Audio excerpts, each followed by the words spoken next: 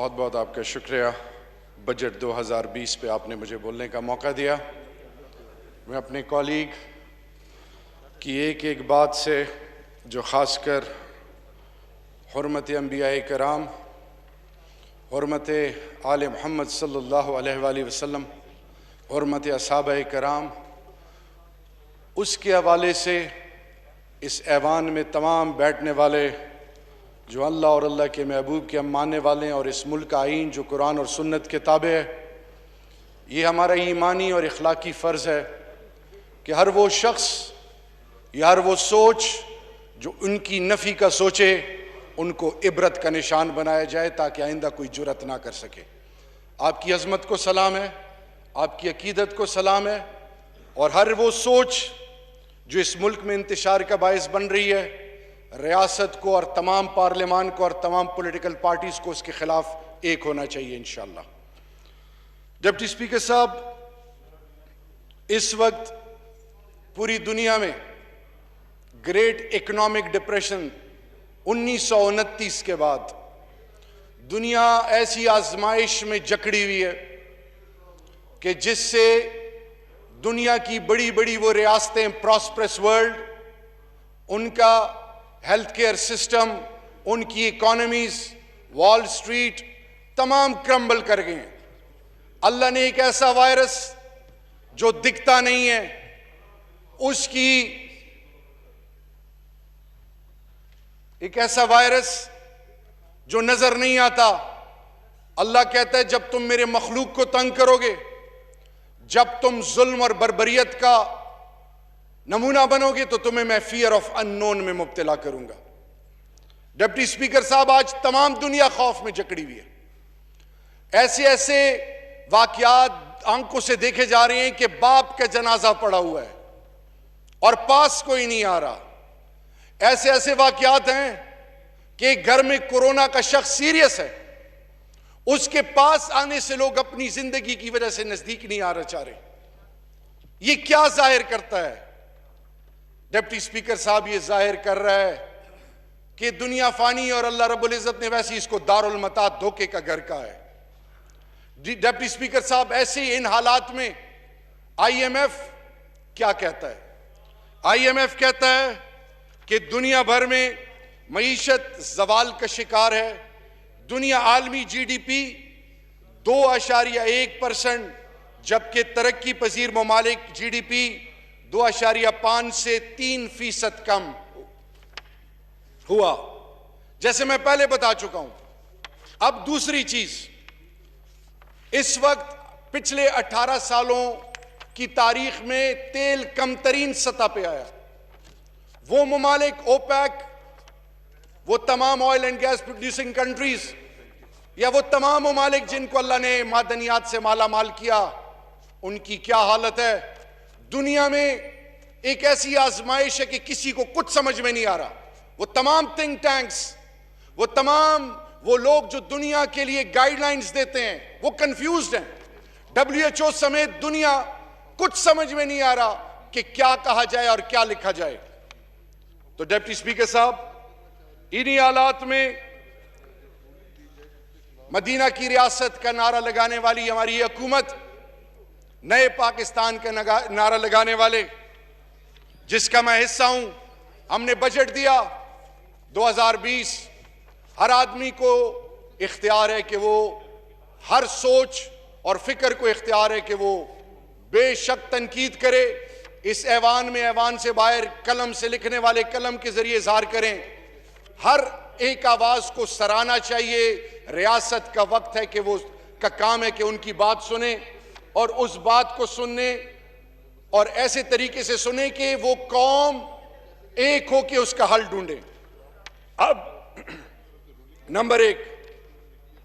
باوجود شدید معاشی مسائل کے حکومت نے کوئی ٹیکس نہیں لگایا، نمبر 1۔ نمبر 2، 20 ارب روپے صحت کے شعبے کو اور 64 ارب روپے تعلیم کو شعبے کو دیے گئے۔ یاد رکھیے 18th امینڈمنٹ کے بعد یہ وہ پیسے ہیں جو ریاست، وفاق، جو اسلام آباد، گلگت بلتستان، آزاد کشمیر، فاٹا اب خیبر پختونخوا کا حصہ بن گیا، 18th امینڈمنٹ کے بعد ہر صوبہ تعلیم اور صحت کے حوالے سے فنڈز ایلوکیٹ کرتا ہے، اور یہ جو میں نے ابھی آپ کو فگرز بتائے یہ وفاق کے حوالے سے ہے۔ طبی شعبے میں 75 ارب روپے رکھے گئے۔ طبی شعبے میں آج الحمدللہ پاکستان اس نہج پہ پہنچ گیا کہ جس کے پروڈکٹس کو گلوبلی سراہا جا رہا ہے۔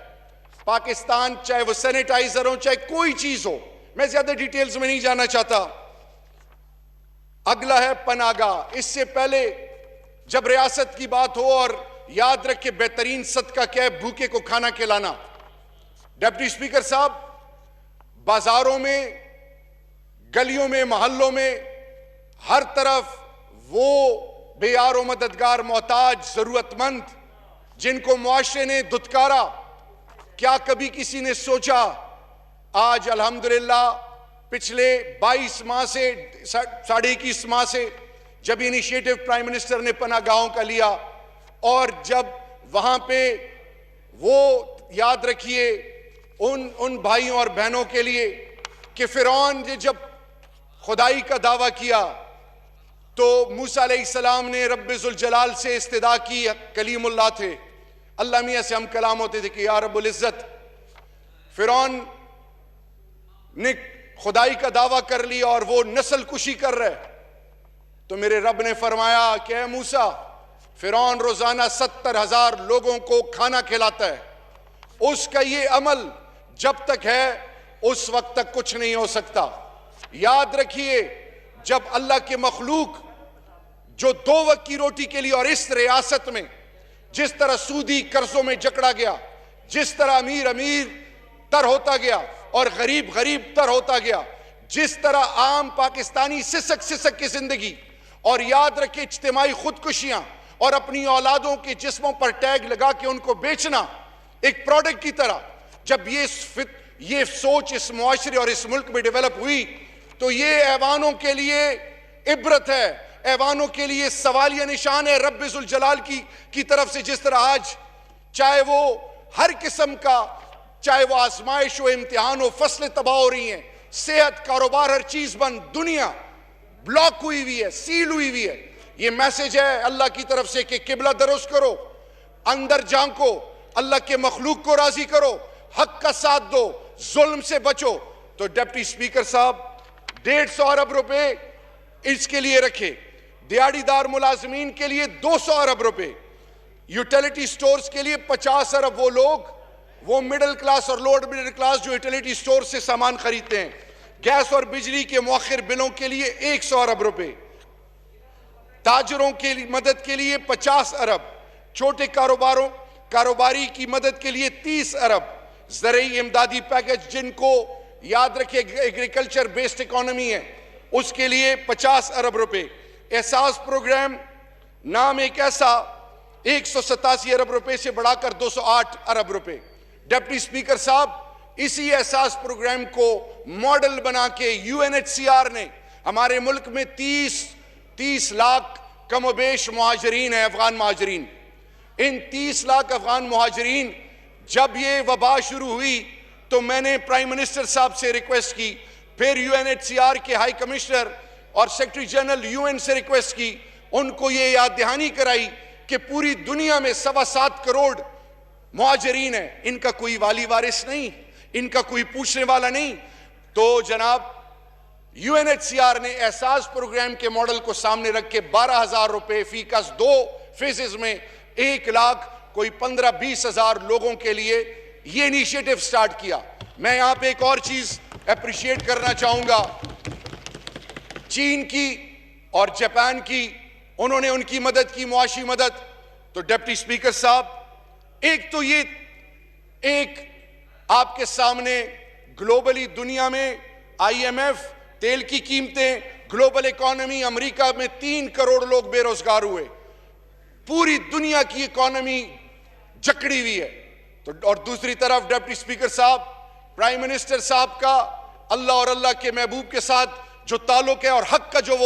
انہوں نے علم اٹھایا ہوا ہے، آج وہ عام آدمی کا سوچتے ہیں۔ یہی وجہ ہے کہ جب عید کا دن آیا تو میں لائن آف کنٹرول گیا، لائن آف کنٹرول میں افواج پاکستان کے ساتھ آئی بال ٹو آئی بال، ہندوستان کے فوجی کی آنکھوں میں آنکھیں ڈالنے والا وہ میرا جوان، وہ میری عزت، اگر آج افواج پاکستان کی طرح اگر یہی طاقت اللہ نے شام، عراق، لیبیا، فلسطین کو دی ہوتی تو مسلمان کی عظمت اور عزت کو کوئی اچھالتا نہ۔